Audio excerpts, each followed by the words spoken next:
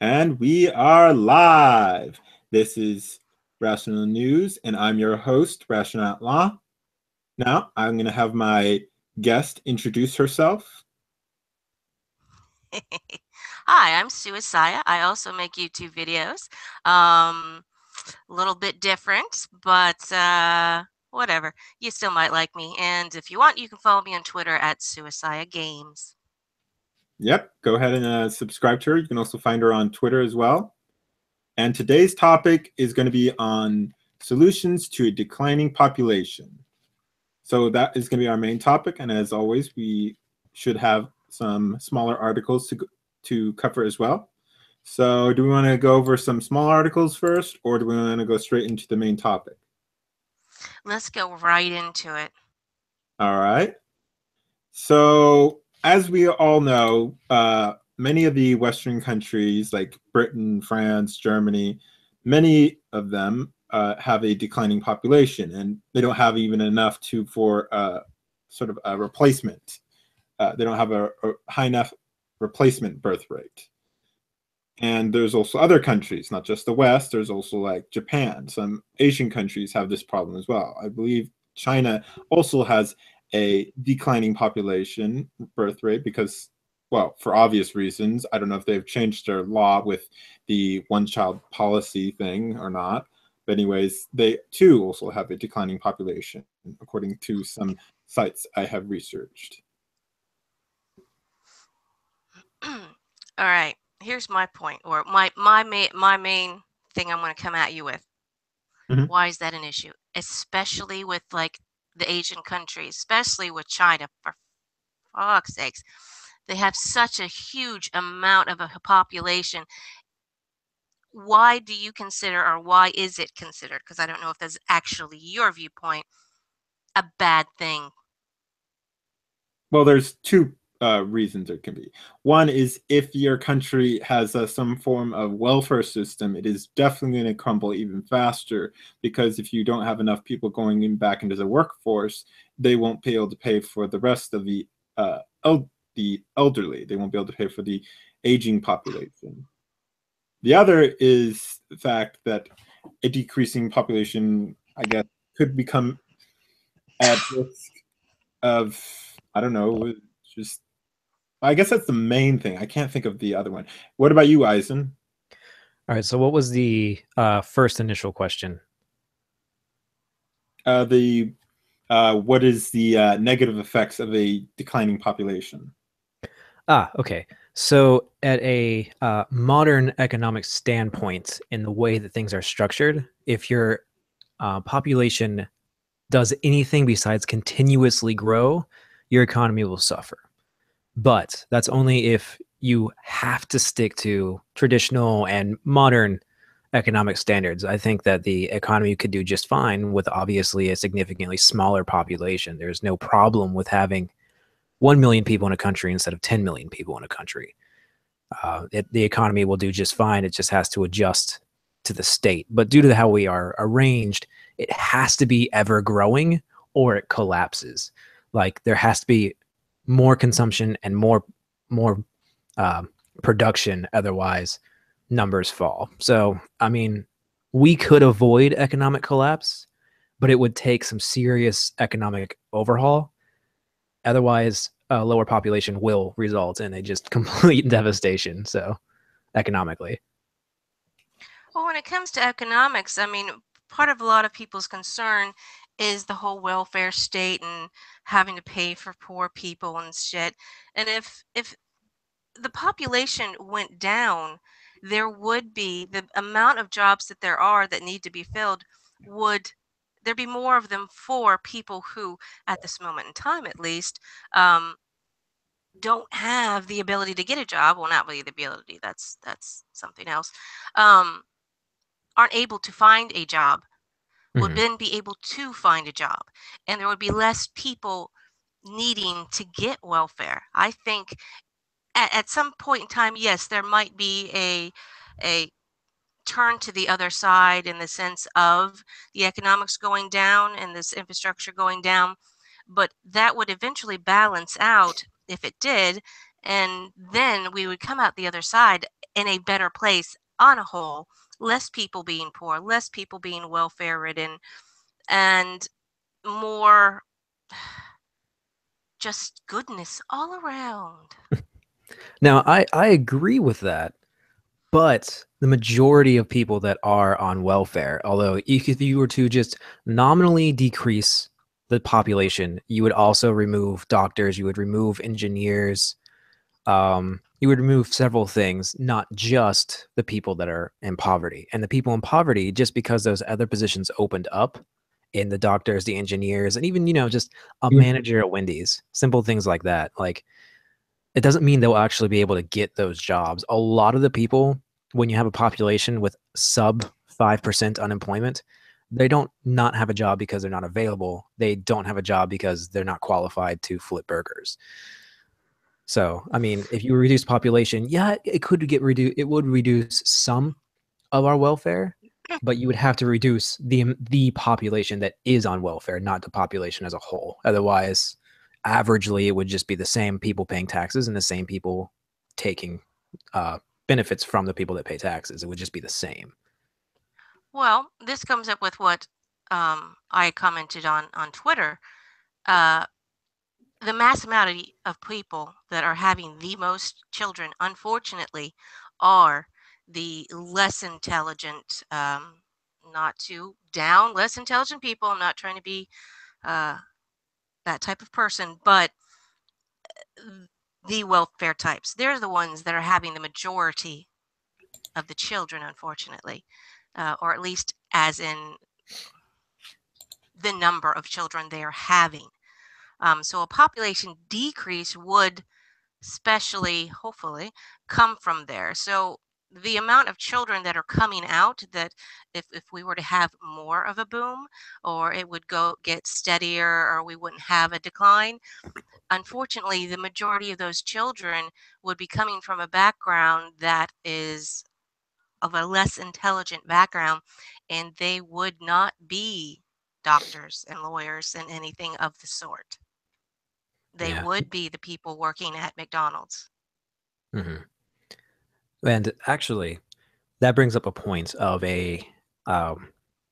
similar to how at least China did what Rational was talking about earlier, where they had their no more than so many children.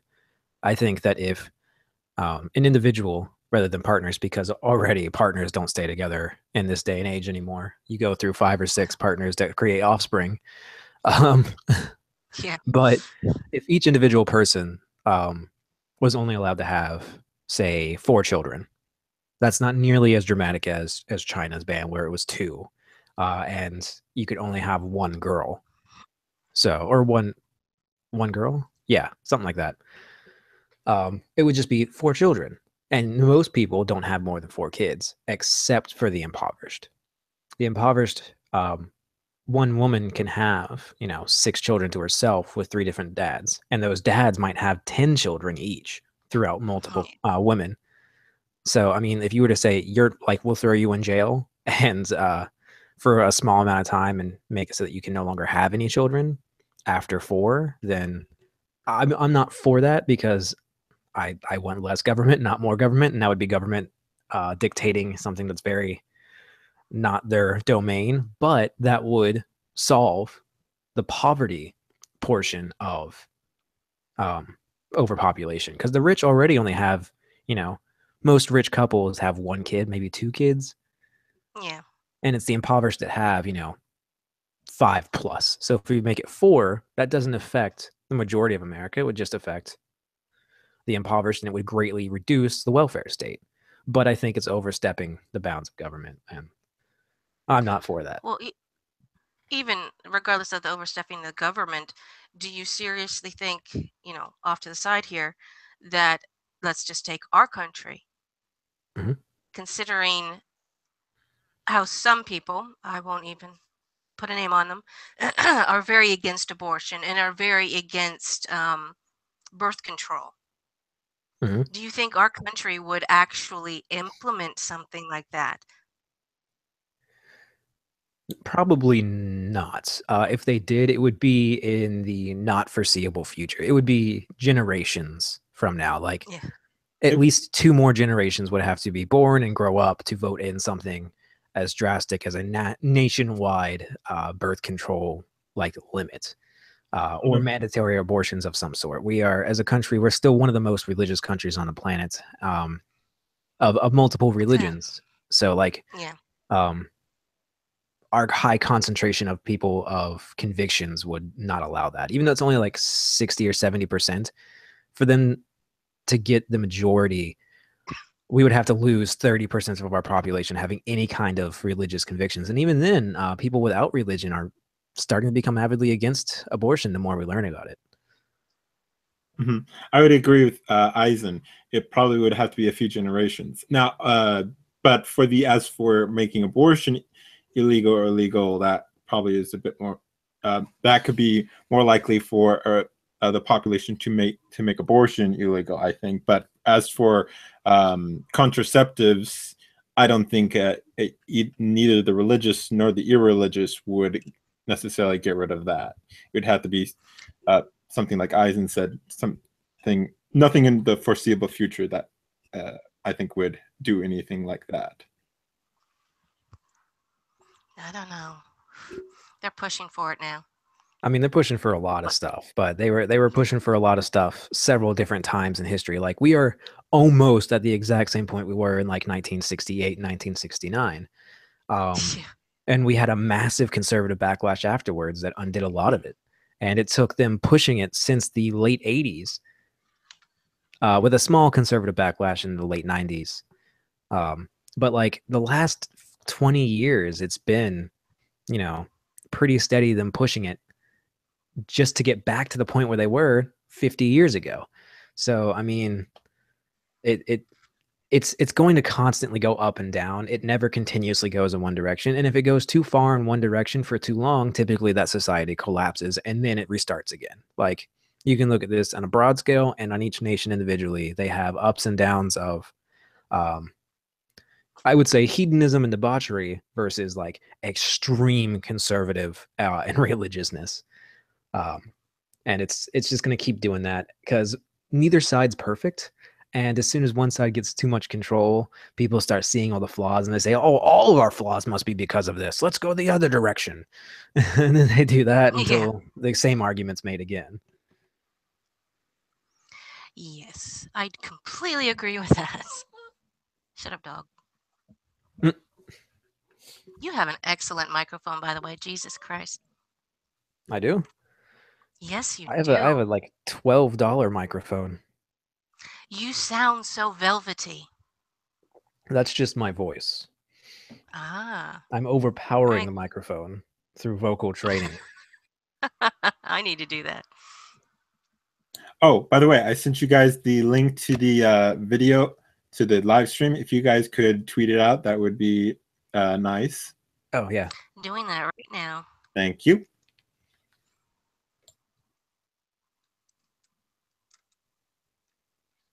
All right. So have we finished the portion on whether, on I guess the pros and cons of a declining population? Ooh, I want to make one last little point. And this takes, how the world currently works aside, like throw all these stupid laws that we currently have in every country aside, and all these things like what the heck, drawing a blank, the stock market, things that are literally just imagined rules that people play by. You take that kind of stuff and take it to the side because society has existed before a stock market. Yeah. So if it were to crash and just disappear and become a thing of the past, I wouldn't care. But a point to make on how a society doesn't necessarily need to continuously grow is you can look at the Amish, for example. They have stayed slowly growing, but I mean, they're still in groups of a few hundred, maybe a few thousand people in an area per like hamlet or whatever they have necessarily, whatever the names of them are. And they do fine because they don't really have an economy. The only money they make literally is just to pay tax on the land that they own. And so they don't really have an economy. Most of their trading is literally just trading, bartering. Their population is maintainable for them to do everything themselves. They are their own builders, they're their own chefs, they're their own seamstresses, like all of that. They're everything themselves. So an economy is almost a fictitious invention in the first place. So to put something that is more or less a social, like an actual social construct, not what people are claiming social constructs are, but an actual social construct, such as an economy, to say that it can collapse or grow based off population is literally like saying that game I just made up, I decided there's one more rule to it now in the middle of playing. It doesn't really apply, and even if it does, it doesn't matter. It's a game. It's made up. I mean, and that's my extreme. I'm split. I have two ideologies, one of which is extreme libertarianism, and the other one is not. And my extreme libertarian one is everything that involves any kind of anything that we know in the modern day was just invented and isn't really beneficial. Banks don't exist. Economies don't exist. Nations don't exist. That's all just imaginary laws we all play by. But I know, because I'm not anarchy ball, that that's not always applicable because people don't want to go that way. And so then you go to my other side and it's like, well, now how will that work in the real world? So immigration means nothing. Birth rates mean nothing. Now I am done. I agree. Did Good you on have you. I usually find myself in those kind of in between spaces myself, when it comes to all that, because to me it's like every ideology, every religion, every political thought process, it all has its good and bads, and yeah, you just kind of have to pick and choose from everything and find your own what you believe. Mhm. All right, I think we've talked about that portion of the topic. Would we like to go into possible solutions for a declining population? What was that? That's just a good question. I mean, really, what could they be?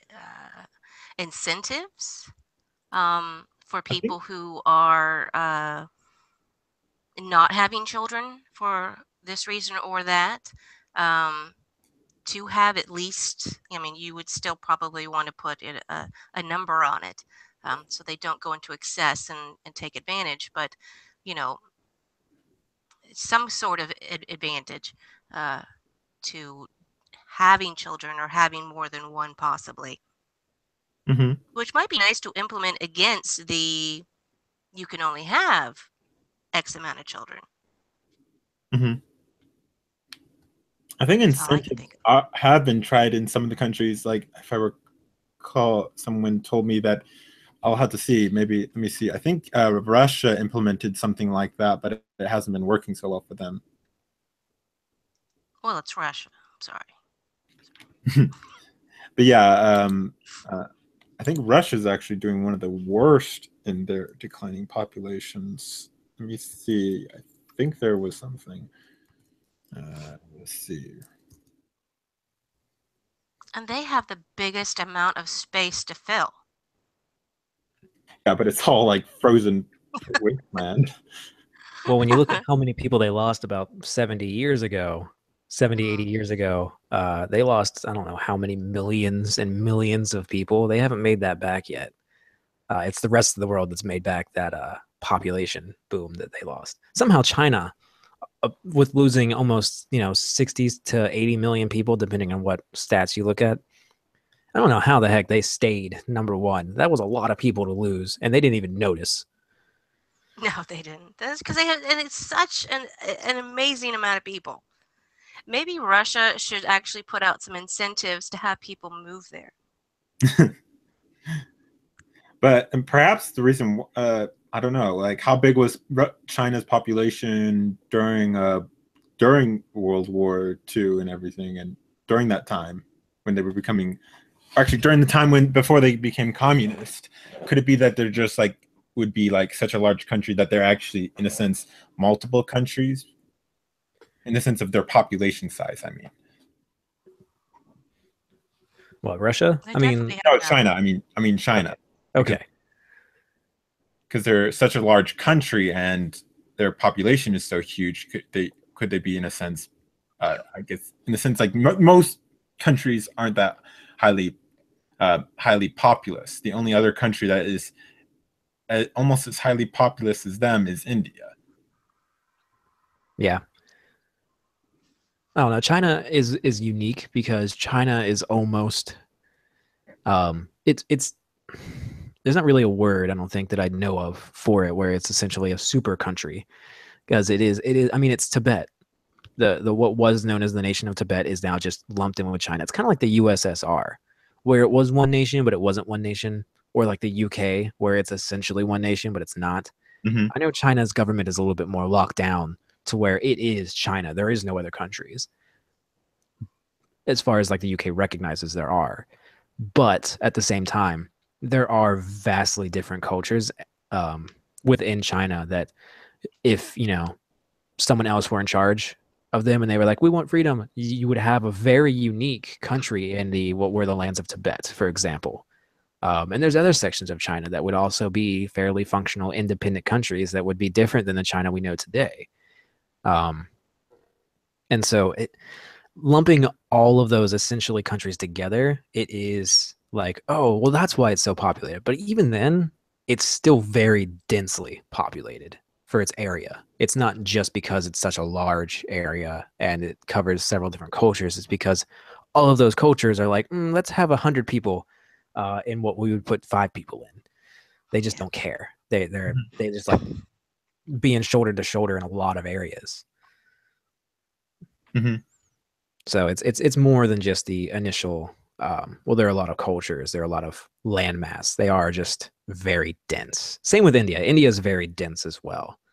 Yeah, but I think doesn't India have a little bit more space than China in the sense of area to cover? Because aren't they less mountainous than China, if I recall?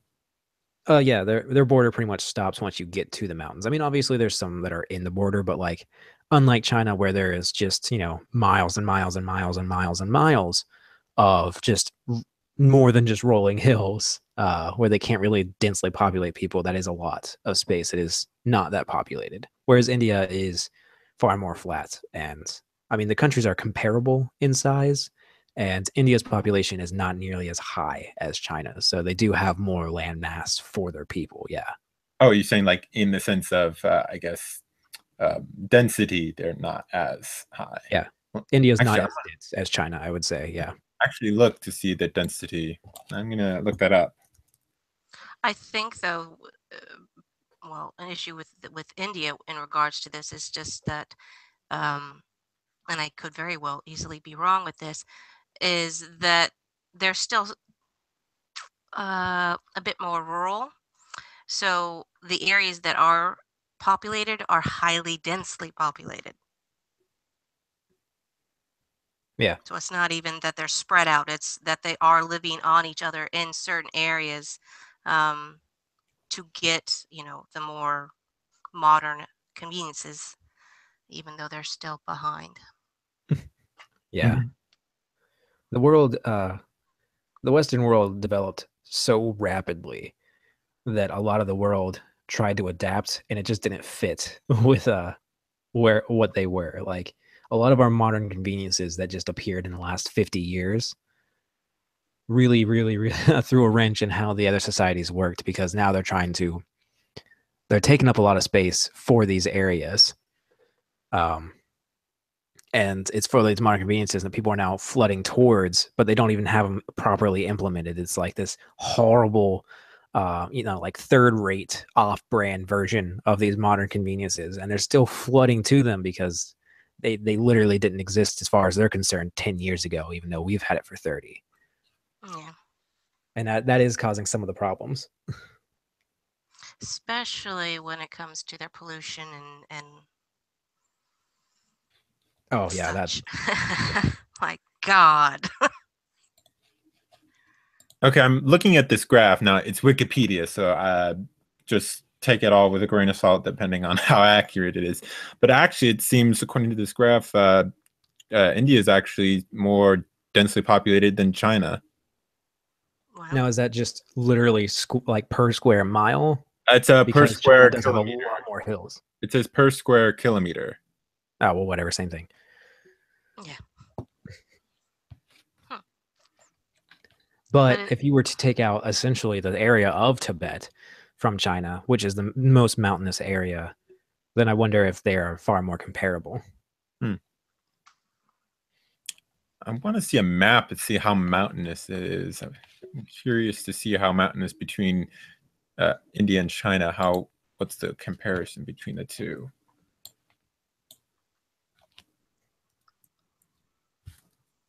So as for the solutions, well, we said incentives. Now, recall, incentives for whatever reason don't seem to work. I think one of the Scandinavian countries, I forget who, it might have been like Denmark or something. I can't remember.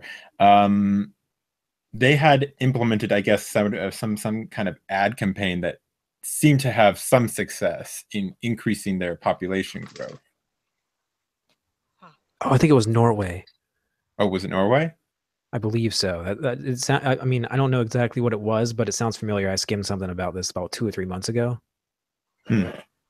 Yeah, if I recall, they had. Now, obviously, correlation does not equal causation, or however, the whole fallacy A cause B thing. Yeah. Now, that necessarily doesn't mean that that actually worked. It could have been something else, but it may have worked is the potential thing. Mm-hmm. Well, America loves their ads. It could possibly work here. True. I mean, propaganda works. I mean, that's period. Propaganda works. It doesn't matter what you're trying to push. If you have a good propaganda team, and your message is heard and your message is backed by anything with any kind of power, people are going to listen to it. I mean, look at how well socialism is accepted in the United States at this point. There's like I would say over 10% of our population is avidly for full-blown communism, socialism. That means that whoever is pushing these ideas is doing a decent job to convince, 30 some million people that it's a good idea. That's more people than voted for Hillary or Trump. No, wait, no, it's not. Never mind. Sorry, scratch that. You got to think I was thinking people, the population was a little bit less for the voter turnout. These people are too young by far to have any inclination of any kind of remembrance of the fact that that shit doesn't work. Yet people are still buying it because of propaganda. It's on our news every day. They portray a communist nation that's failing and people are starving to death, eating each other. And they're like, communism's great. We should give it a try. And it's just every day on the news. And then you have senators like Bernie Sanders that it's like, you don't have a heart if you don't promote communism and socialism. And like, there's just this whole giant bullcrap circle of propaganda pushing this idea. And that's just one thing. I mean, take any stupid idea, like in the late 1920s, early 1930s, Germany. The Communist Party and the National Socialist Party both were doing horrible. Neither one of them could get over 5% before the economy crashed. Then when it crashed, they were both like, oh, it's because capitalism sucks. You should have listened to one of us, but not them. They suck. They had the exact same message. They were the exact same party. They just, one focused more on national identity and the other one focused more on just community-based everything, I guess. I'm not really sure what communism always tries to... I don't know how it reels people in, honestly, because it's so stupid. Like, at least National Socialism had a message. Communism doesn't. Other than, we're going to get free stuff from people that you're just stealing. You're a thief. Good for you. Well, I think their main thing, communists, was saying that the rich were evil. I think that was their main driving thing, and that the rich stole from the poor. That's true. I guess National Socialism was just able to say everything communism was saying, but more. Well, they were saying Yeah, it's like, hey, everything communism is promising, we're going to promise that too, except if you're not the super rich, you're going to keep everything you had because we're still going to allow free markets.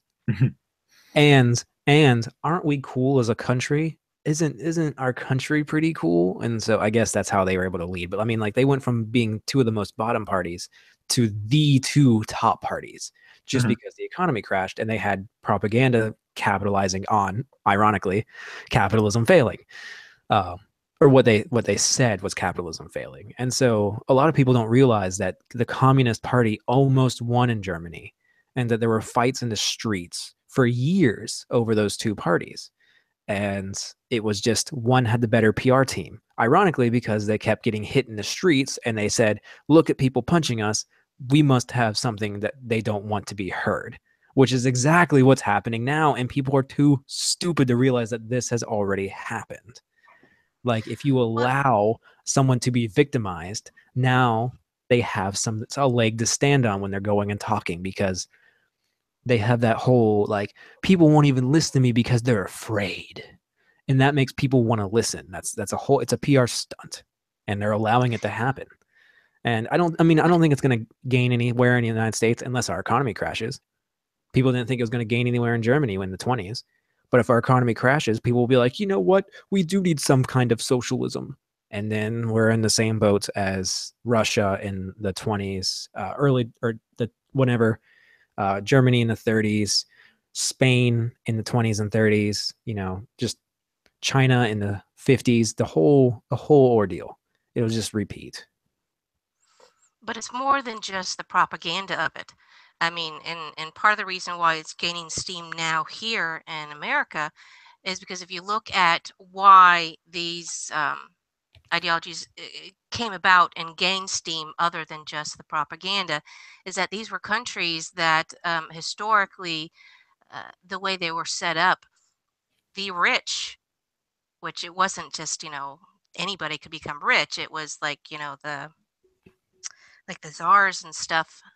Uh, they had all the money.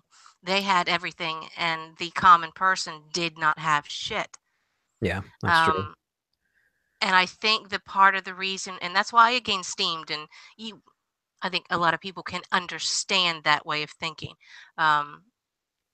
But why I think it's also coming to terms and gaining popularity here now is because we have gone through a number of years where the rich, I'm not rich bashing. People work hard for their money. Go you. But some of the people have an astronomical amount of money that is absolutely ridiculous. And when you have people on the streets, and I'm not talking just the people who want something free, but just the people on the streets who can't even make $1 and they're starving and their children are starving. Yes, that then becomes an appetizing way of thinking, because I mean, somebody who has $10 billion, why the fuck do you need that much money? Yeah, and there's only two ways to get that much money. Yeah, that's not just hard work. That's other shit helping you along. So I think that's why. But and then when you slab that propaganda on top of it, yeah, that's just going to keep gaining steam, and people aren't going to think about the bad side of it. They're only going to be thinking about, well, yeah, why do they have $10 billion and I have to scrape together, $2 to go buy some fucking ramen to eat? Yeah, and that's a thing. Like, propaganda does rely on a set amount of truth for people to be able to point to that are pushing that propaganda. Like, that's why, going back to what I said, like, it was able to gain traction. At first, it had almost no traction. No one cared. It was the Roaring '20s, and it was the Roaring '20s kind of everywhere. Now, given Germany was still in the Reconstruction period after World War One, but I mean, most people were just like, we're doing okay. Having fun. Yeah, Yeah, they were enjoying having fun, themselves. doing okay. But when times became dire, that's when people started listening, because they were like, you know what, things did all of a sudden really suck, and you're offering an alternative to how things currently are. I'll take it. And that's what's going on now, because there's only two ways to become a billionaire. And that's you literally are a genius who got extremely lucky, like Bill Gates. Yeah.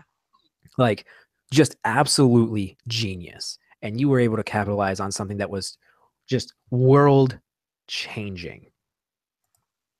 Or you're a thief. That's the only two ways. Like, most of the people that are more than just a millionaire, it's because, like, if they have more than $3 or $4 million in equity, they have, $100-200 million in equity.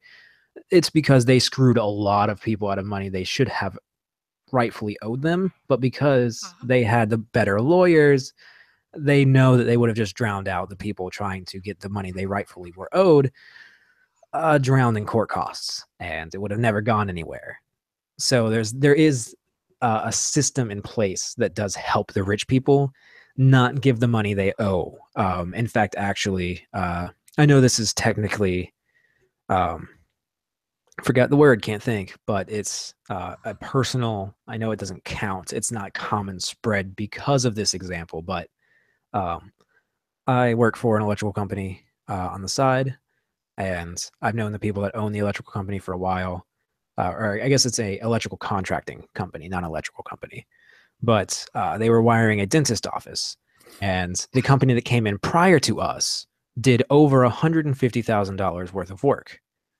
And then the builder said, no, I don't like this. You're fired, no pay. And then didn't owe them a cent. They made $150,000 worth of like labor into their building without having to pay anything. I mean, like, currently they're going into court, but the guy that's making this this dentist office is very wealthy. Like, I'm talking, he has 15 houses across the United States, kind of wealthy.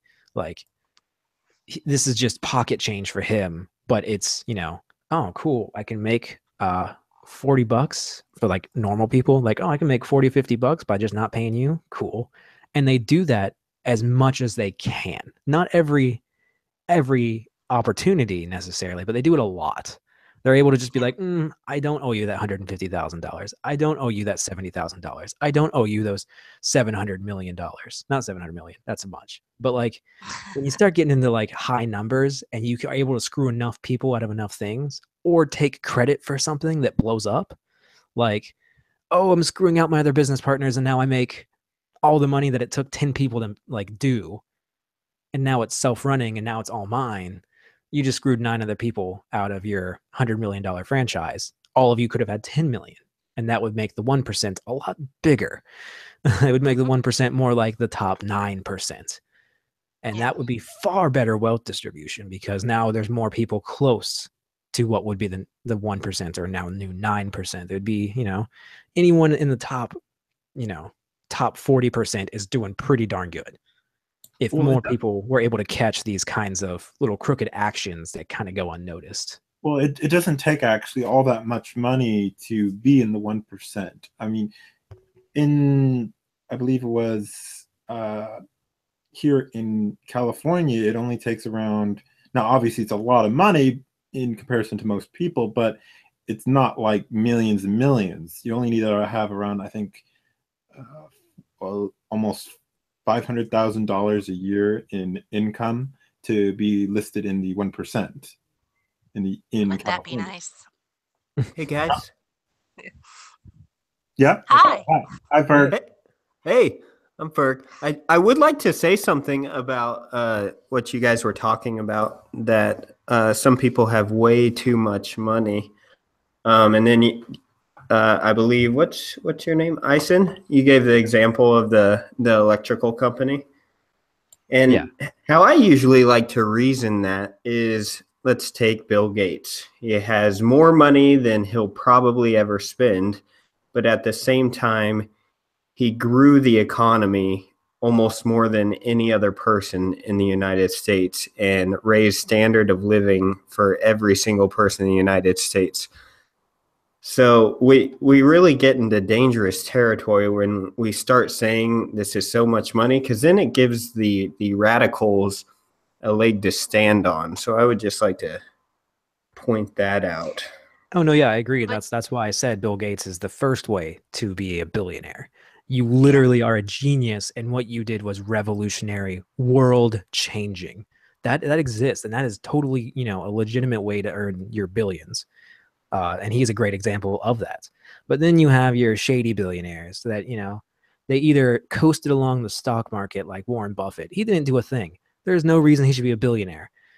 And then you have the other people, like I was talking about, the people that own these dentist office franchise they're billionaires, at least hundreds and hundreds of millionaires, um, that scam the crap out of people and use as many not even legal loopholes as they can in the shady business of having more money.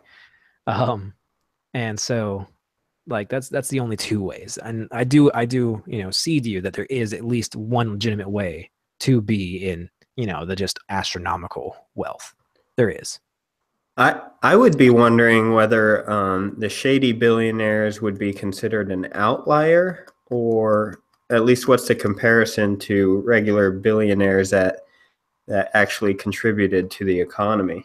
That'd be an interesting thing to look up, I think. Yeah, I would want to know. I mean, it's only, when you're talking about billionaires, you're talking about like the 0.1%, not the 1%, the 0.1%. And so, I mean, that's only a couple hundred people. And you can look at the ones that are, you would know their name. You should know the name of all of them that did something legitimate. The rest of them, they probably didn't do. They probably did a bunch of stuff, and it might be, building the economy, but it's not world changing. Like they were also more than likely born into money to begin with. So didn't a start lot of off times. doing anything to actually make that money. Yeah, they're probably at least third or fourth generation of building a franchise. But a lot of them, like when you're talking about like percentages of percentages, a lot of them have had the wealth for probably, more than 5 or 6 generations. We're going back to, they can trace their ancestry back to wealthy bankers on the Mayflower and crap. Yeah, but that But- was it. You also have to think that was easier back then. Well, not easier. That was how should I say this? It was more likely you could get a monopoly back then because there was fewer restrictions on monopolies, and those who made the monopolies became enormously wealthy, and that wealth was passed down through the generations. And that's perhaps, I believe, how they still have so much money, is because originally there was very little restriction on monopolies, and they formed a monopoly or an oligopoly also possibly as well.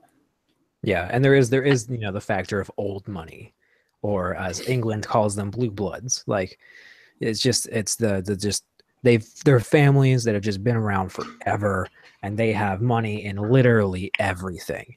And so but those people typically also aren't like multi-billionaires either. They're just very high-end millionaires. Like, oh yes, I own 7 houses throughout my family's name, and I do bring in an average of $6 million a year in profit. But they also, that they would have to be around for 100 years to make $600 million. That's not being a billionaire. Now, I would like to expand on the whole 1%, if I could, just really quickly. Go ahead. Now, not all people who are in the 1% are actually all that wealthy in the sense that they're super rich or anything. It doesn't take that much actually to be in the 1%, especially if you go into 1% worldwide. Because in 1% worldwide, you only have to make around, I think, $32,000 a year to be in the 1% worldwide. But for in the United States, it depends on each state. One of the lowest states is, let's see, to be in the 1%, you have to make, I think it was, let's go with Indiana, is around a little less than $300,000 a year. However, in California, to be in the 1%, you have to be $453,000 a year, about. And this is according to the Business Insider. I can show you the article if you want. Yeah, go ahead. But yeah, my whole point is when we say the 1%, 1%, we should clarify, because not all the 1% are all that wealthy. It doesn't take No, that yeah. much to get into the 1%. Now, obviously, it is a lot of money. They have a very stable income, and they can buy a lot, but they're not like millionaires even. No, I know. But in most states, like, California aside, and maybe like New York's aside too, most states, if you're making anything over $100,000, you're well enough off to where you're not worrying about money. So yeah, you're not in the 1% as far as like actual, math and statistics and facts go, but as far as being in the obvious upper class, you make $110,000 a year, you're sitting pretty. You got nothing to really worry about. You can retire early and all that. Yeah, they're very well off. I'm just saying they're not like rich. They're well off. I think better term to describe the most of the 1% is well off. The ones that are actually really rich are more of the 1% of the 1%, the millionaires and the billionaires. The most of the 1% aren't even all that rich. They're just very well off. They can provide for their families quite easily, and obviously, and as it is, if you look at the article I showed you, it will show that because different states have different what's the word I'm looking for, more costly standards of living, and that's why you can see it's vastly different between many of the different states. Yeah, and that is a problem that, like, with nationalizing the minimum wage, because $7.25 in like Mississippi is a lot, whereas $7.25 in California is pennies. Like, it's like $7.25 in California is like having, like 75 cents almost, because they're the poverty line in California, or at least in the major cities of California, like San Francisco, I believe it's $70,000, and that's the poverty line in San Francisco. Whereas you're in a town that no one's ever heard of, $70,000, you're a millionaire. In Mississippi, like, That's why, rather it being just an across the board thing, it should be a percentage of cost of living across the board. I think that minimum wage should be a state issue. If we have to have minimum wage, I think it should be a state issue, because it would be much more evenly distributed. And, it could always be appealed to the national court if the workers feel like it's not a high enough one for their state. The nation can step in and be like, hey, raise it. Like, the national government has the power to do that with anything a state says. They've always had that power, and that's not really a breaking in the Constitution or even breaking in the spirit of America for the nation to step in and say, stop abusing your people, state. Now, I will say I would be more for a state doing that rather than the federal government, because the federal government, it's very vastly different. But I still am against a minimum wage, because the economics-wise, it doesn't work very well. And I don't love it. I don't love it, but I mean, it's here. It's not going to go away. It's just like I was saying earlier, like, as much as the economy is literally just this game we all play along with, it's also something that we can't get rid of.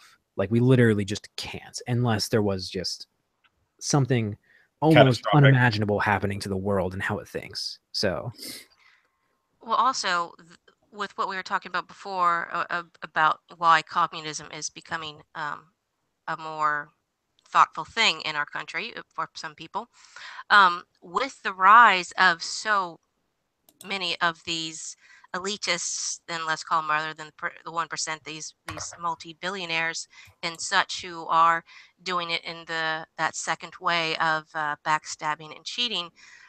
Because of that, the more we delve into and get further into that kind of mindset and ability for these people to continuously do this, the minimum wages become more and more important. Because if there wasn't a minimum wage now, these such people would be paying their basically their employees would become servants to them, in a sense. Going back to the reason why we implemented the minimum wage in the first place, because they wanted to make their own money, and they weren't willing to pay their workers a livable wage I would have to because disagree. they want the money. I would have to disagree with that because in the United States, the vast, well, not even, the majority, the large majority of people are hired actually by small businesses and not by corporations. So it's not like the wealthy corporations that are wanting to just not have a minimum wage. It's also small businesses, and small businesses have very little income. They don't make much of a profit. They have very slim amount of profits, and so a small increase in a minimum wage can be very drastic to that of a small business. I'd True, also like but to step in real quick. Sorry. You go ahead. first. I'll go after. Okay, true, but these people who do such things that I spoke about, it's a mindset. These people may not have been able to, they may own small businesses. They may not be as ingenious to have thought of plans to get themselves to that point of making that much money.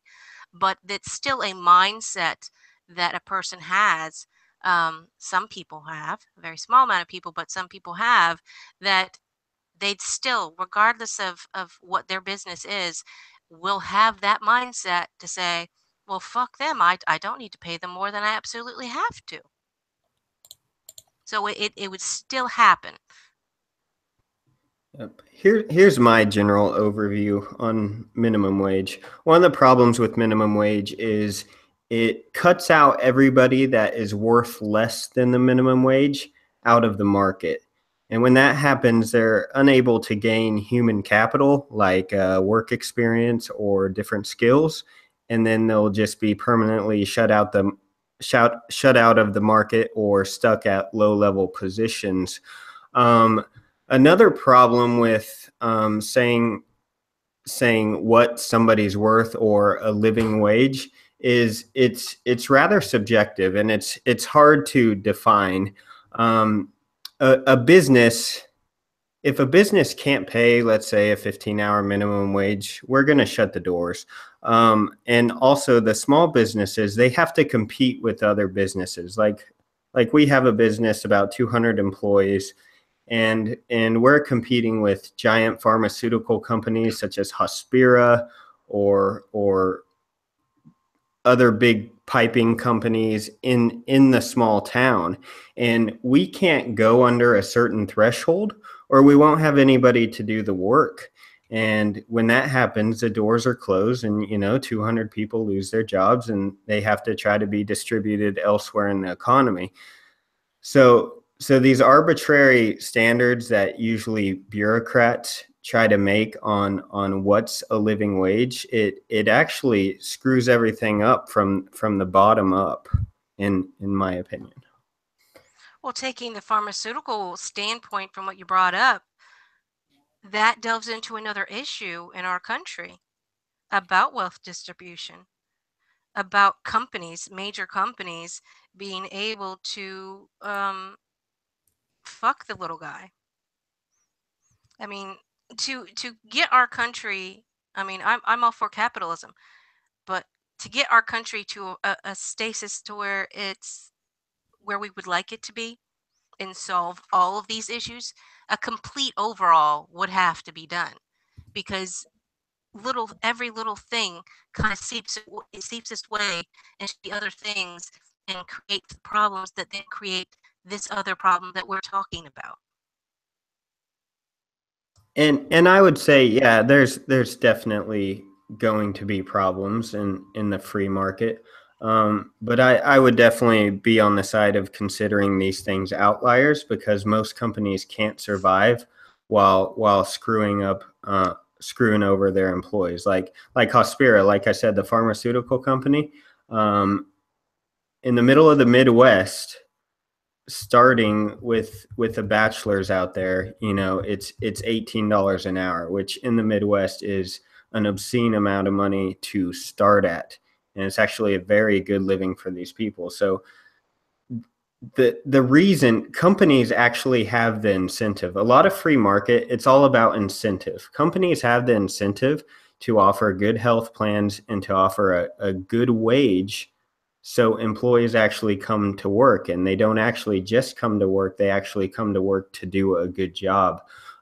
So there will be outliers where companies try to get loopholes, but I would say that is a extreme minority. And the reason I'm so adamant about this position is it seems once we give up our position of free market and start chasing these rabbit holes, it definitely opens a door for the radicals to use it and exploit it way past the problem that it actually is.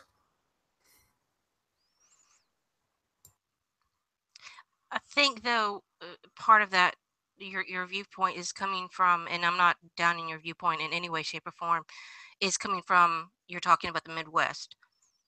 Where I'm from, it's a bit different in that circumstance. That does not happen. There aren't companies doing that for people here in Florida. That's Yeah, that could definitely be the case. I mean, different states have different economic policies, especially if you're already infiltrated with a lot of leftist policy. It kind of ties everyone's hands to where they can't do right by the employee, and they don't want to do right by the employee, and they have no incentive.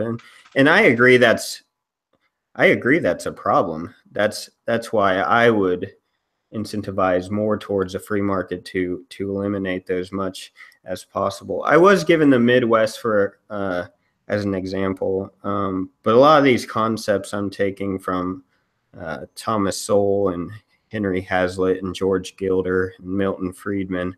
I kind of just took what I read from them and gave it in an example with the Midwest. Well, first off, this is Florida. We are not inundated with the leftist. This is a Republican state, definitely not. But I think I think we're both right. I Wait, think isn't Florida? If I just wanted to make a quick comment. Isn't Florida more purple, really? Because since they currently flip flop a lot. it flip flops occasionally, but the mass majority of Florida is a Republican state. Okay, continue. Trust me, I live here. The cities are blue. What, Eisen? I was gonna say, yeah, it's a state where the cities are blue. It's very similar to North Carolina, where I live. Like, it's if you're not in one of the big city centers like Charlotte or Raleigh, Chapel Hill, then it's red, pretty solid. Yeah. But the city, there's enough cities where it's mixed enough to where we are technically a swing state. We vote red far more than we vote blue, but it's still a swing state because there's enough people that are more moderate, really, than being so much one or the other. Unless you get really into the downtown of these cities, then people are far left. And if you get to where you start seeing a house once every like 20 miles, people get real far right there. So, but everywhere in between, it's on a scale, a sliding scale, I'd say. Okay. Same, pretty much most of the coast until you get to north, the New England area. Then it's more blue solidly. Interesting. And could you finish your thought, Suse? Yeah. I think we're both right because I don't think any of these problems are one-sided. None of them are. There isn't just one ideology that's going to fix, or any one thought process that's going to fix the issues that we're having in this country.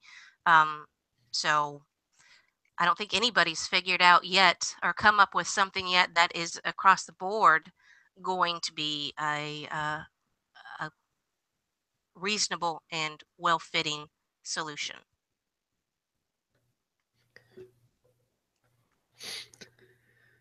Silence.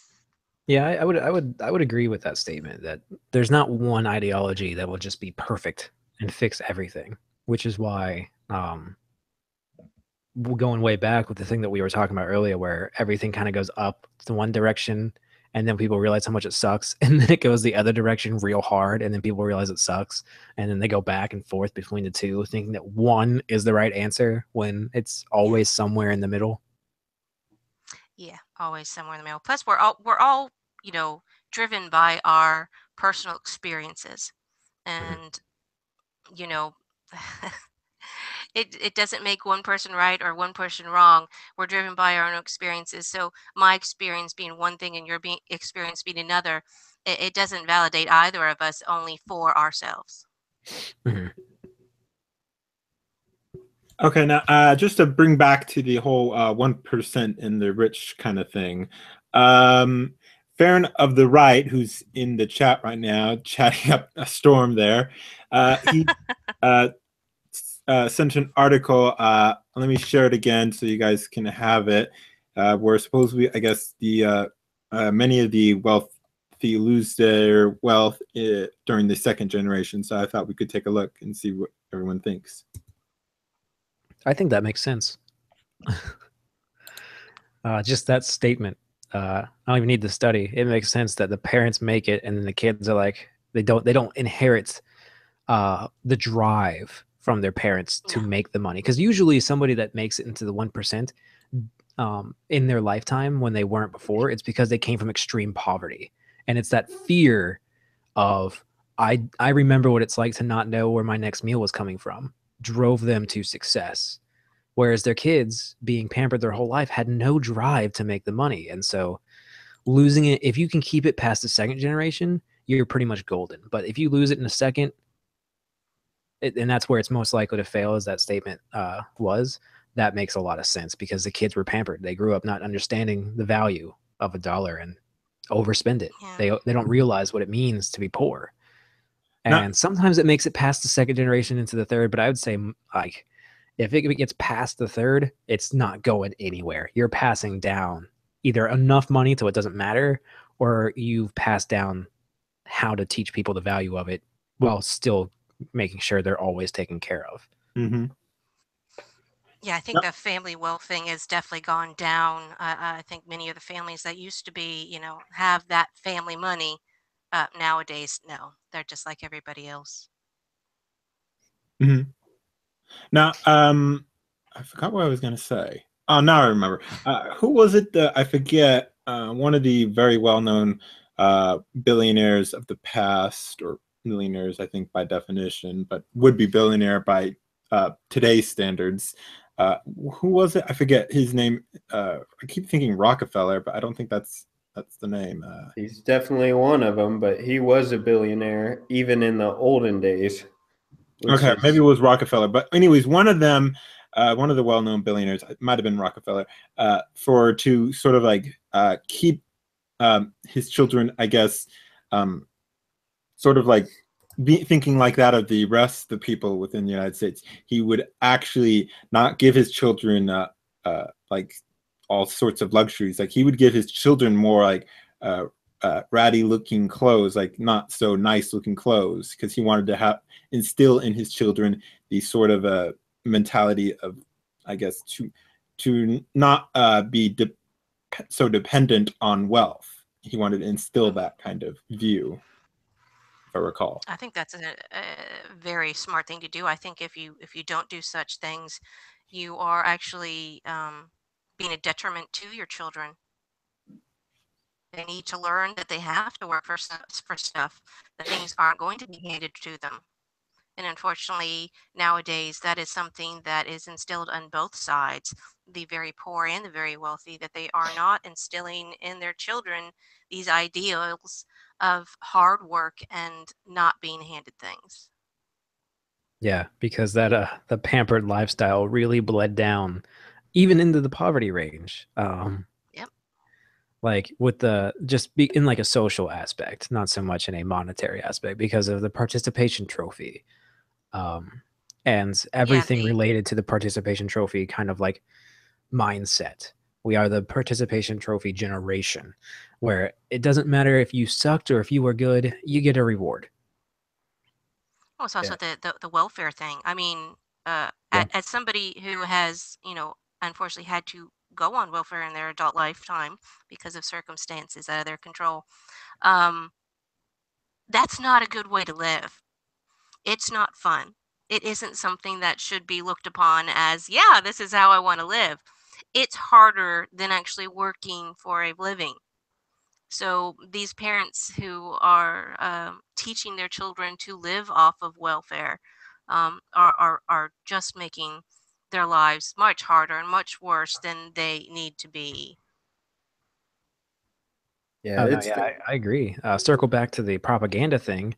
Welfare is glorified as our country. It's if you even talk about taking it away to, bolster the work ethic of our country, people panic.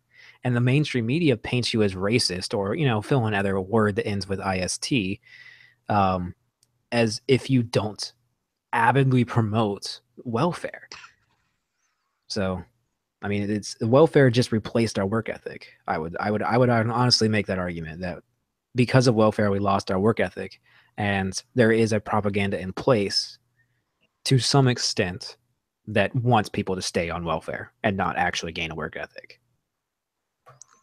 yeah, Unfortunately, and that sort of thing pisses the ever living hell out of me because of the fact that I mean, I'm on disability right now, and if not for that, and if not for um, the government program that I have to be on to have insurance, I die. Mhm. And to see people, I mean, it irritates me when I hear people, down, we need to take this shit away. But at the same time, it's the people who are abusing um, these assistances that are making it look bad and making people like myself um, look bad. And it's truly just a messed up situation, and it's very, very irritating for me. Sorry. I'd Yeah, like to go back to Go that ahead. problem where we just have such a catered to lifestyle, and this is from the rich all the way down to the poor. I mean, you look at some of the poor people. Poor in the United States is a flat screen TV and an Xbox 360, and 3 squares a day for most of the time. Now, there's the extreme outliers that can't eat as much, and that's definitely a problem. But even this pampered lifestyle and welfare is definitely a big factor, like you said. The incentive a lot of times, and I'd like to put the hashtag not all, the incentive when you're on welfare is to stay on welfare, because as soon as you get a job, the welfare check goes away. And with the people that lack, I don't know if you would call that ethical values or moral values, that ends up being a major economic problem for a lot of these inner cities. Yeah, I seriously, I really, it baffles me. Having dealt with it, it seriously baffles me because if you've never had to deal with these things, um, and you do, it's oh my God, life was going to work for 40 hours a week like I did beforehand was far easier than dealing with all of this stuff. It is a game. It is a job in itself just to do what you have to do to get this stuff. I mean, it isn't an easy thing. It really isn't. It may be free, uh, handed over to them, but to get it is a job. And working an actual job 40 days a week is far easier than doing this. Far, far easier. Plus, it actually So they, has the potential for, yeah, I mean, increasing. Like you can work harder, you can do better at your job, you can get a raise. There's not really getting a raise on you can welfare. get a second flat screen TV, man. Oh, I mean, come on. that's a whole class difference. I Yes. I also wonder Yes. what the psychological effect of that is. You're not working. I don't know about you guys, but I feel like I need to be working. I need to be doing something productive, or I just get in this weird state of depression and anxiety. I agree with that. If you are unproductive for a long enough period of time, you start becoming unproductive in other aspects of your life. You start caring less about your health, your hygiene, you start getting, like you said, anxious, depressed. I mean, that's fairly true across the board. I mean, with outliers, of course, existing, but like most people, if they're not doing something that they feel is productive, they kind of do just, regress into that state. And that's true if their job is, even if it's a 40-hour a week job, if they feel like they're doing nothing at their job, they go into that Yeah. same funk. It's also a snowball effect because Yeah. you're making so much less money, or you have so little money just alone just to, like, say, spend on food. So you are now going to have to buy the shittiest food possible. Hmm. And those types of foods also have a play with your mental ability, your intelligence level, your children's intelligence level, your ability to get out of bed in the morning, your mental ability to not feel anxiety and be depressed.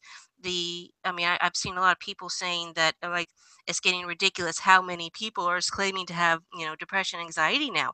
Well, that is comes from the fact that they are in those positions, that they are doing that to themselves, and that they are eating these foods that are making them depressed Yeah, and I would making them say, then exercise and go out into the world and get vitamin D and so on and so forth.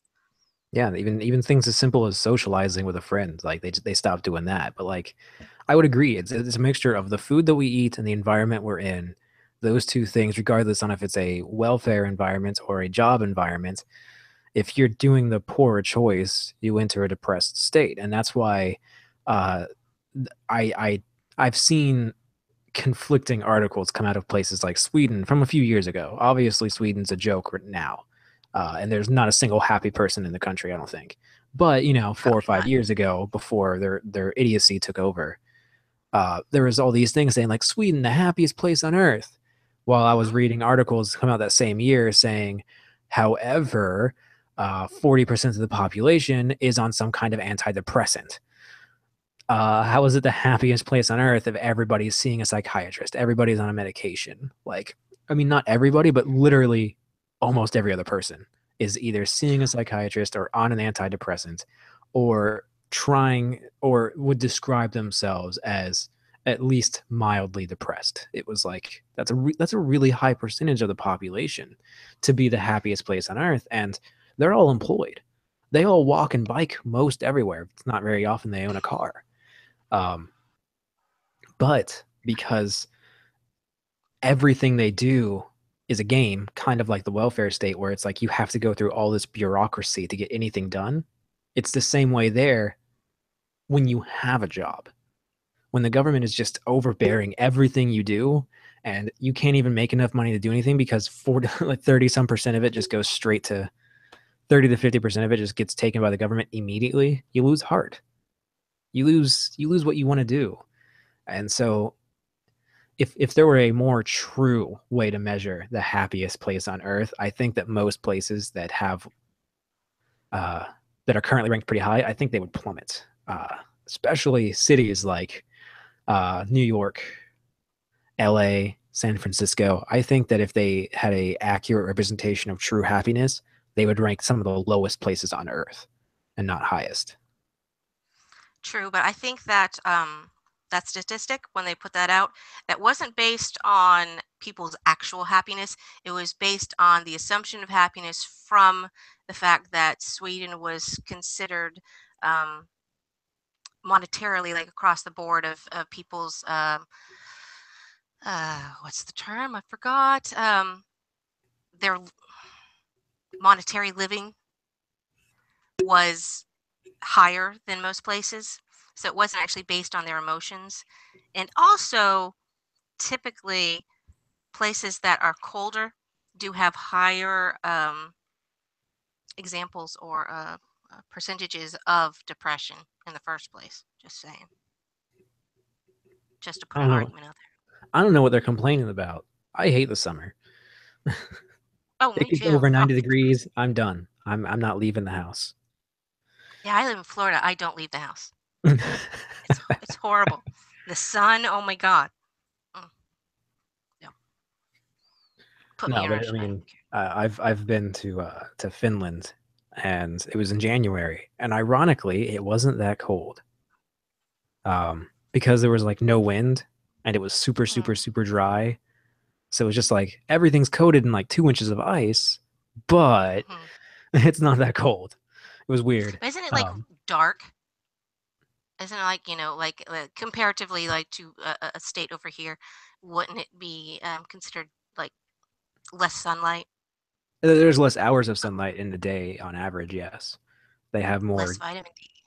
Yeah, and I mean the less sunlight you get, typically, the more depressed you are too. There's a lot of factors in There's so depression, and many. that's what makes it so It's hard yeah, to. I don't think there should be a happiest place on earth scale. I think that's a no. lie.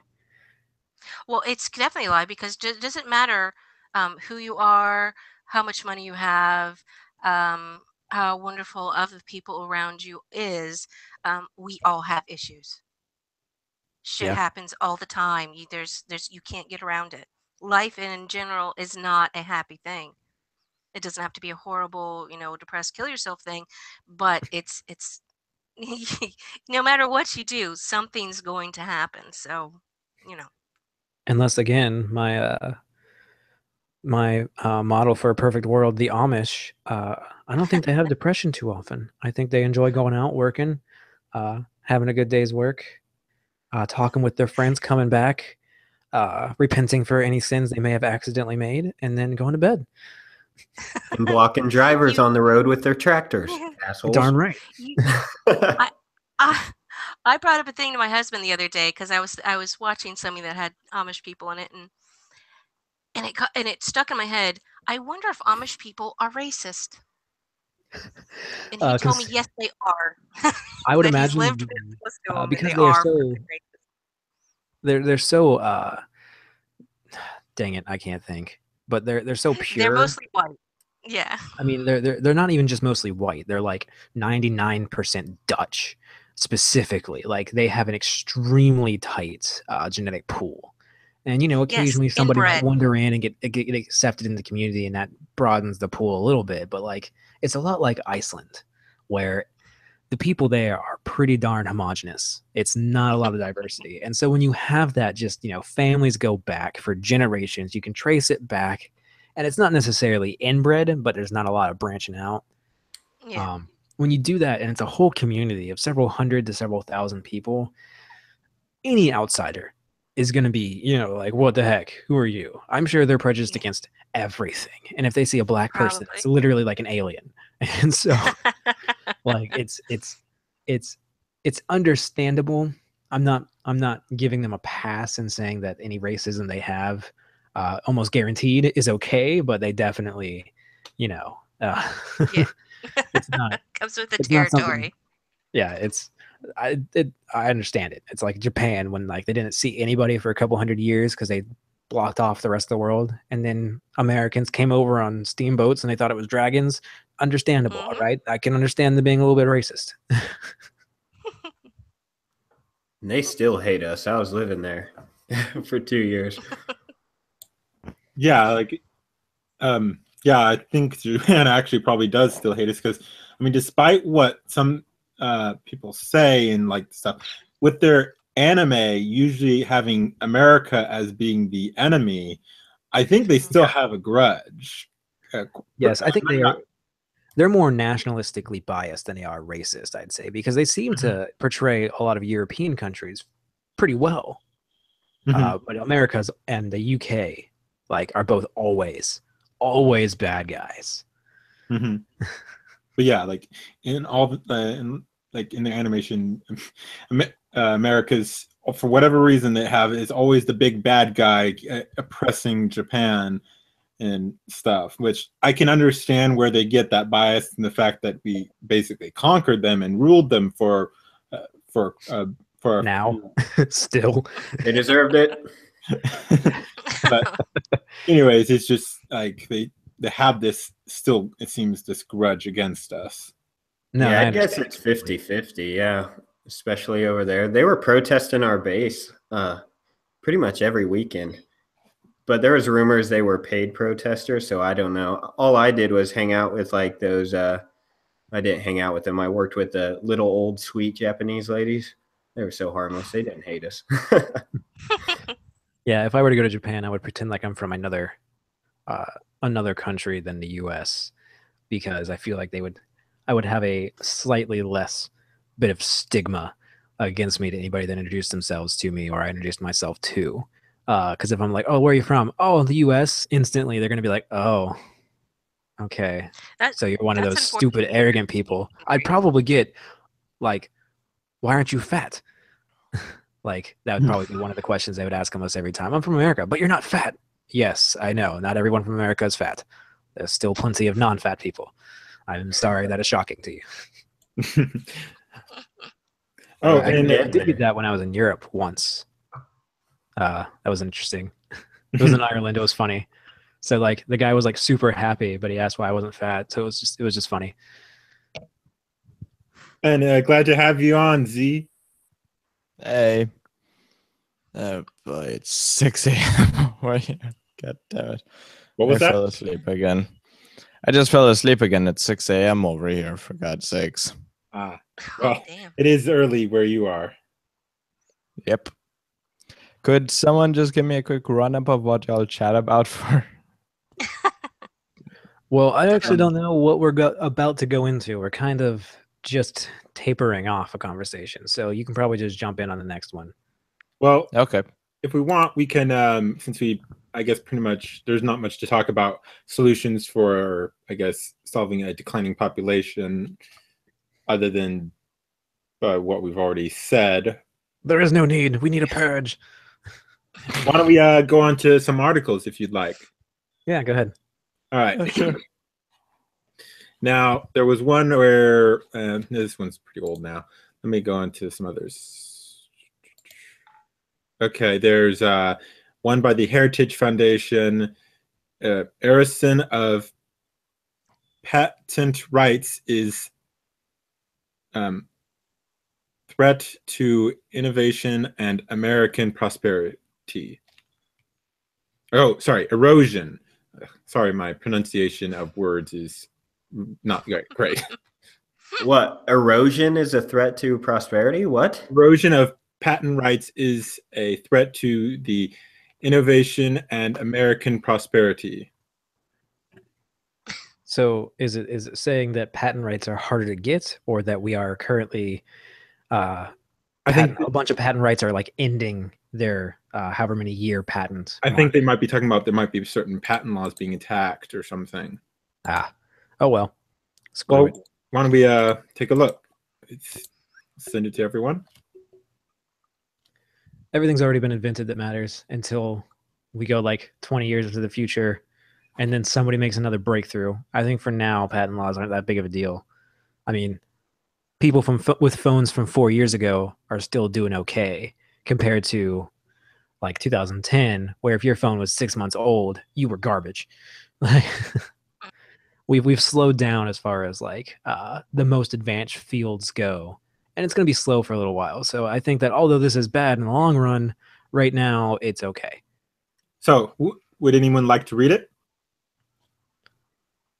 How about we have you, Eisen, since you have a wonderful voice? I Yes, do. that's silky smooth.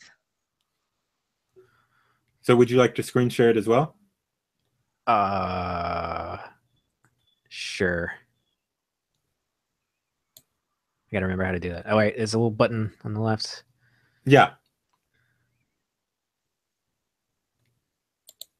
It's the second bottom on the top. Yeah. Sure. Second button on the top. What am I saying? Is it working? You guys see the Yeah. erosion of patent rights? I'm going to present you to everyone. Come on. There we go. Oh, good. There's key takeaways. All right. So the key takeaways are the American patent system has been a bulwark of American prosperity throughout our country's history. A 2017 U.S. Chamber of Commerce ranking of national patent systems found that the United States has slipped to number 10 in the world in strength of patent protection. Number 3, fortunately, there are public policy cures for this anti-patent disease. That's stupid. This is stupid. Well, you didn't even read the full article. That's just... Well, I think I know where they're going with this. Yeah, that's why I said it's stupid. I got an idea where it's headed. They might surprise me, but I got an idea where it's headed. It's Well, I stupid. figured we could just take a look, just a little bit. All right, I'll read the first couple paragraphs and then we'll stop and discuss so far. All right. The American patent system has been a bulwark. I've already read this. Unfortunately, recent judicial and executive branch blunders that weaken patent protections are a clear and present danger to economic innovation. The federal government should act quickly to restore the vitality of our patent system and thereby strengthen the American economy.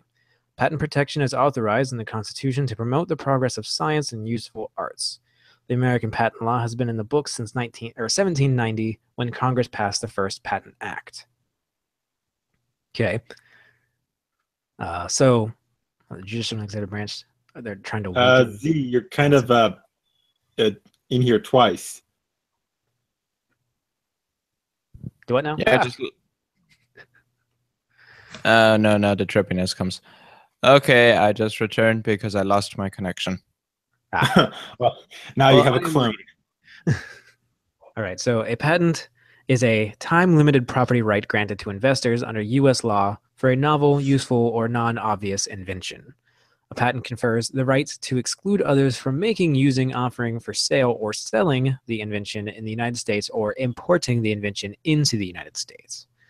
The Patent and Trademark Office is an agency within the Commerce Department, reviews patent applications and issues patents for patents for inventions that meet patentability criteria. Patents played a central role in the support of the Industrial Revolution in 19th century America, and they were associated with the key U.S. innovative breakthroughs in the 20th and 21st centuries as well.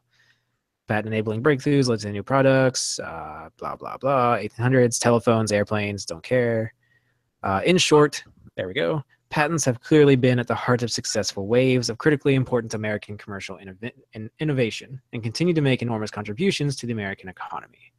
But today, finally the point of the article, unfortunately, U.S. patent rights are under serious threat. For starters, a series of Supreme Court decisions over the last 15 years have made it harder to obtain and defend a patent. For example, in 2006, eBay versus Merck Exchange decision, the Supreme Court made it more difficult for a patent holder to obtain a federal court injunction, an order preventing others from using patented technology without permission. And more recently, Supreme Court has cut back significantly on what it deems patent eligible in areas such as biotechnology, computer implementation inventions, and software. As Gene Quinn, a leading patent lawyer, explains, these changes mean that today there are many other parts of the world that have more expansive views of what can be patented, including Europe, Australia, and even China. Okay, so I think we can discuss what's been said so far. Okay, so so what they're trying to say is that the certain countries have far more expansive patent laws than we do in the United States, correct? Yeah, they're saying that over the last 15 years, other countries have passed us in what qualifies for a patent, especially in the software department. So it's not so much that our patent laws are being reduced so much as it is that other countries are implementing new laws. Sort of. On the eBay versus Merck Exchange decision, they did say it made it more difficult for patent holders to obtain a federal court injunction, which just means that, like, if you invent something on the internet, then somebody else can just kind of do it as well. I guess that's why Facebook exists, because the patent didn't quite mean anything, especially because the patent that the idiot brothers made, they pretty much just copied MySpace. I mean, honestly, if you're making something on the internet, it's not actually original. So getting a patent to begin with would just be extremely difficult. And so them rolling it back a little bit and saying, nah, actually, there's no such thing as a patent on the internet anymore. I agree with that. I'm not worried about that because Facebook was just stolen from a stolen idea that was MySpace that was probably stolen by something I've never heard of. So, I mean, it's the same thing. You shouldn't be able to patent ideas. Yeah, and like if you, it's hard to. I mean, it's because programming is by and large just numbers in a certain order. It's kind of almost like patenting a certain way that you grew your crop. it can be replicated pretty easily. And that's why it's really hard for people to patent GMOs, yet they still managed to. So it doesn't matter if something's difficult, people will still find a way to do it, even if it's something that shouldn't need a patent to begin with. Well, the whole way how you would probably, I think if I recall, patenting GMOs is, I think the process they would patent or something like that, if I recall. I don't remember. There's different ways to get around it. There obviously there aren't many things where you can patent like foods. Like there's a large there's no laws protecting food pretty much, or recipes. Like you will see where everything is pretty much virtually the same. However, like like Coke, the recipe for Coke, the reason why it's protected is because it's considered a trade secret. If something is considered a trade secret, that is one way they can have a protection on it. Yeah, and I see websites and software programming very similar to recipes, honestly. Good luck actually doing something that no one's ever done before, or somebody else isn't doing somewhere else currently. We live in a world where there's so much of just cumulative knowledge that it's not like it was through different times in history where everything was a new discovery because it had been done before was literally forgotten. We know everything that's pretty much been done to an extent. And so it's hard to actually make something new. It's always going to happen, but they're not getting rid of the patent. They're just making it a little bit more difficult because they don't want people going to court and fighting over patents like, no, my website does it this way, and that makes it different when it doesn't really. That's what it feels like so far. All right, I think we discussed this well enough.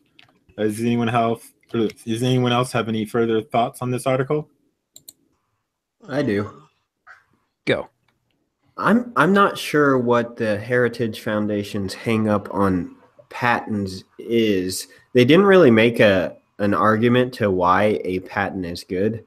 I think I read down a little bit farther, and it says because it infringes on other people's liberties if somebody steals a product from them, and I guess it does, but I don't know. I don't know enough about patents, but I would think a couple of things. I would think knowing that this product is yours and you invented it and you're going to be the one making money off of it, that offers incentive, like a protection to innovate and make it your business and grow the economy. So that's a reason why the patents are good. Well, if I recall, the main reason why patents were made was to protect people's it's to keep people wanting to have the incentive to invent and whatnot. And that was one of the big reasons. And that's why patents last for 20 years, because the average length a person has for a job is 20 years. Yeah. Plus, I mean, when you look at when it was implemented in the U.S., 1790, that was, in the middle of not necessarily the Industrial Revolution, but like the overarching Industrial Revolution that pulled us out of the medieval ages. Like when things really started shifting in the 1500s, late 1400s, 1500s, there was a new life-changing invention every couple years, maybe just every like decade or so. There'd be like some brand new, holy crap, what is this? And then the Industrial Revolution came right afterwards, and there was lots of things that could, I literally just invented this. It's called the train or the steam engine, and those needed patented. But now, no one's made anything truly new in a while. Like everything's just technology we've had, or a way of doing things we've had that we've just slowly gotten better at doing. It's not new, not really. Phones aren't new. Touchscreens aren't new. There was touchscreens in the mid 90s. We're just better with them. There was phones, there was GPSs. All this stuff has been around for a while. It's just smarter, not new. So I'm sure that after 20, 30 years of literally nothing being worth being patented, and bunches of people being like, I want to patent this. And they're like, no, that's already in existence in the United States and isn't patented. So no. They got, they probably were like, we need to roll back our laws. We need people to stop trying to patent literally everything under the sun because they don't realize it's already been invented 6 times over in their lifetime. Plus, with most things that are being invented and created nowadays as being technology, patents are a bit stupid because of the fact that in, possibly a year, somebody else is going to make something better. That's true too. Patents lose their they lose their worth. Yeah. Especially in early 2000s where like people were constantly making jokes and stuff about how like, oh, I bought a computer, and like by the time they get back home and plug it in, it's out of date because somebody invented the brand new processor already. Like, Hmm. and that, I Thank mean, God that that makes slowed sense. down a little bit.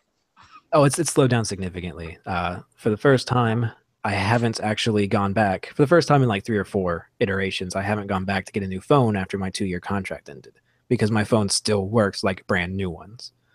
Yeah. So like, there's no need. I have no need to trade in for the free new phone. I don't want to. I like my old phone. I'm going to keep it until it literally doesn't work because they invented or refined it to be better. Right now, it's not better. Not really. Not enough to go through that headache. Well, I think we've covered this article pretty well. I think I would like to go on just one more before we end today's stream. Would that be good? Yeah. All right. There's 2 different ones we can choose one. There's one there's one that's a bit more serious, and there's one that is not so serious. That more is going to be a laugh and sort of cringe. So the more serious one is Jimmy Carter slams Democrat Party and basically says it wasn't the Russians. So I guess he's gonna go on. I guess he must have went on a rant with talking about it wasn't Russia that behind the whole election thing. The other one is plus size male model kills it on the runway with sexy strip cheese. Bring on the cringe. No. Yeah. So do we want to do cringe or do we want to do more serious? I mean, the Jimmy Carter one. Do the runway model. All right. So who votes for the runway model? I. Okay, that's one. I'll go either way. They both sound fun. You, Eisen? To end on something funny. I'll vote model. All right. And what about you, Z? Fine. Go with the model. All right. Do we get to see the strip tease? No. I want to gouge my eyes out. I got 3 knives next to me. Yeah. I'll share the link. Just fair warning, here's the knife. There is a video that probably will play, so I'll just share the link just if you guys want to see it later. Just try not to click it right now because there's a video that'll try to start playing right away. I had to stop it. I'll screen share it for everyone. Okay. There is a possibility that he really does do the whole, run through, like his little performance. There's a possibility he does it great. Now, is it actually sexy? Now that is that's what's for debate. Okay, no, the answer is no. Oh dear God, I can already see something. No. For the guys who like bears, possibly. That's not a bear. Poor boy. Yeah, that's not even a bear. That's the blob. Bears might be a little chunky, but not that chunky. And they would look at that distant stare. He's seeing right through you. Ooh. Yeah. Okay, so let's read from the beginning. Dexter Mayfield is a dancer, choreographer, actor, and plus-size model with quite an impressive resume of work within Hollywood. He has worked he's just some pleb that likes to get naked on stage. Fat pleb. He has worked with Jennifer Lopez, Justin Bieber, and most recently, Katy Perry. So Mayfield may look familiar, but what he is best known for online are his killer moves on the runway. 32-year-old guy from America's Got Talent. 32-year-old who hails from Dallas, Texas, is no stranger to a catwalk, as is evident on his Instagram page. One of his most recent posts is of footage from Marco Marco's fashion show during LA's Style Fashion Week, with Mayfield is scene, revealing a little more than just his strut.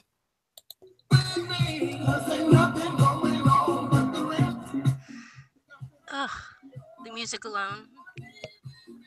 Whoa, what was that first thing? Is that a guy? I don't know.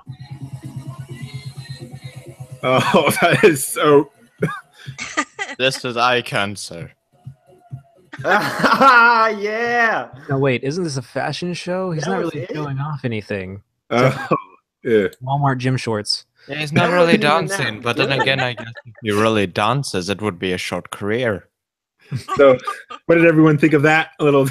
Oh, That was anticlimactic.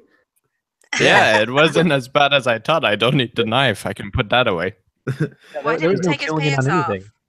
making his way Overweight down man the took off his runway, shirt There and was no plus-size strip model tee. unzips his jacket and enters the crowd with some dance moves, which he tells Yahoo Lifestyle got him to the gig, got him the gig in the first place. Oh, so it's not actually about how he looks. His natural beauty didn't get him in. I'm sorry, but any white person could dance like that. Yeah, That's how he poor didn't that keep was. talking. Yeah. I had initially met Marco out and about in West Hollywood, where, of course, he saw me living my absolute best life on the dance floor. After about a year or so after that, Marco had asked me if I would be interested in walking in his show. Mayfield says, fast forward to a year later, not only does Marco want me to walk, but he insisted I incorporate my dance into the walk. Maybe And this that's- is just some elaborate weight loss program that they're trying to help their friend out with. Mayfield's first appearance on Marco Runway was in 2015 during the same Los Angeles Fashion Week. Although he excludes confidence in his moves, he admits that his first walk was one of the most nerve-wracking moments of his life. As it should be if you do that. Yeah, probably. I remember being an absolute ball of nerves at the beginning, so much so that I had numerous drag queens fanning me down and keeping me cool. But right before I hit the runway, Marco reassured me of why he chose me to walk in his show. Comic relief? This reassurance not only gave me the confidence needed, but also served as the driving force behind my walk down the runway for the very first time. And I think... Yeah, that's what it is. It's a walk. It's not a dance. Now, With a dance, you gotta include more mobility, plain and simple. And he cannot achieve that. He might blow an artery. now, this is the second article that I recall seeing on this model. But like, I just find it's with all the fat positivity thing. And trying to say that everyone is beautiful when in reality you can't even say that, because quite frankly, that if you say everyone is beautiful, then no one is beautiful. Some people are either just average or fat, or just, and no offense, there are some people who are just completely ugly. Mm-hmm. Mass majority of the population of the world is below average. Mm-hmm. Plain Yeah, and simple. It's just like, But I just find it just so stupid that even within the LGBT community, especially within gays, that they're trying to perpetuate this idea that being fat is somehow good or very beautiful. It just isn't. I don't want to date a guy who's so overweight like that. It's just not appealing to me. And they try to say you're bad because you don't want to date a fat guy. And like, not everyone wants to date a fat person. Not all of us are chubby chasers. very true. I I'm have just glad one we're very talking about it. important thing to say. Oh, Yes. sorry for interrupting, but this is very important. The necktie he's wearing. Do you guys see that?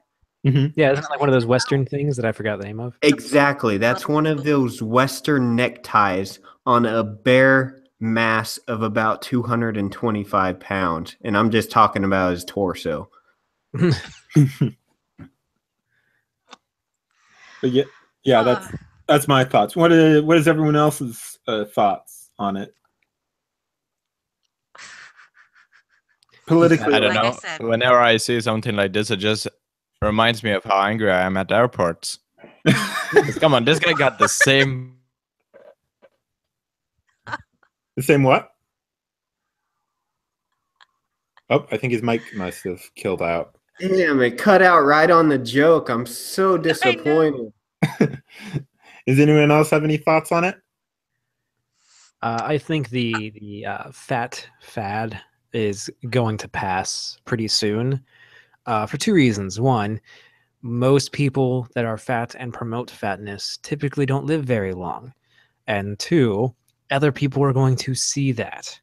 So, I mean, you can only deny a fact of life that is unchangeable for so long. Like, you can say, oh, big is beautiful, but when all these beautiful people keep dying of heart failure in their 30s and 40s, people are going to stop listening and they're going to stop pushing it and they're going to start listening to their doctors again instead of seeing articles from Salon saying, my doctor fat shamed me.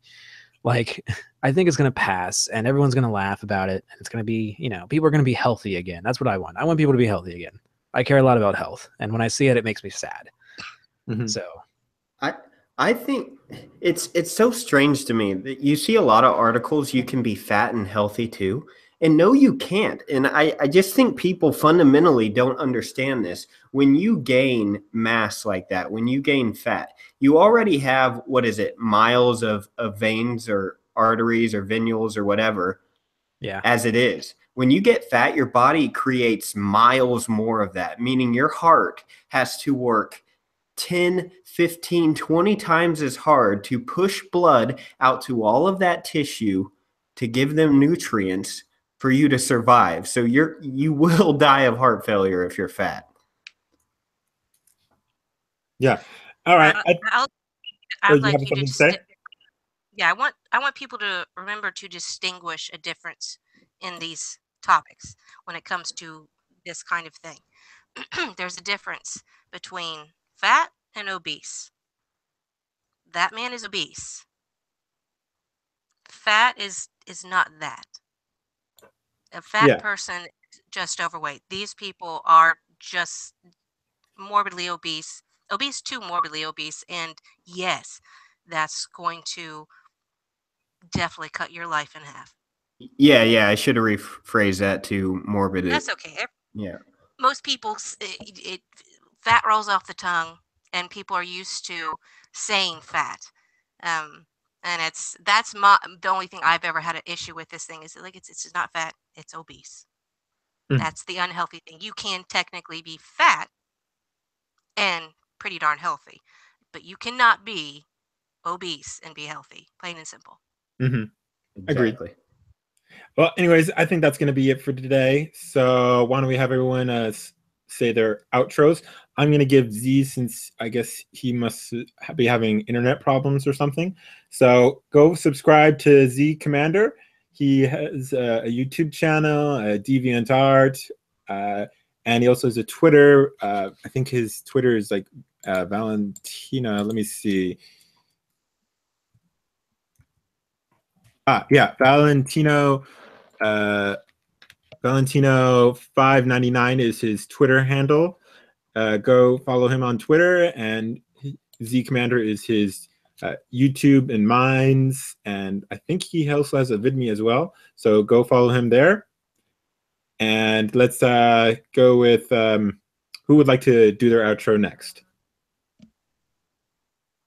I'll go ahead. I'm the World from Ferg on YouTube, the World of Ferg on Twitter, and the World from Ferg on minds.com, gab.ai, and vid.me. All right, and Eisen. What? Sorry, I stepped out of the room for a second. What's going on? Oh. What was the question? We're doing our closing. If you could just say your closing. Oh, okay. Bye, everybody. My name's Eisenwolf. You can check out my channel if you want. You get to listen to my voice more, which if you haven't had enough of it already, then good on you.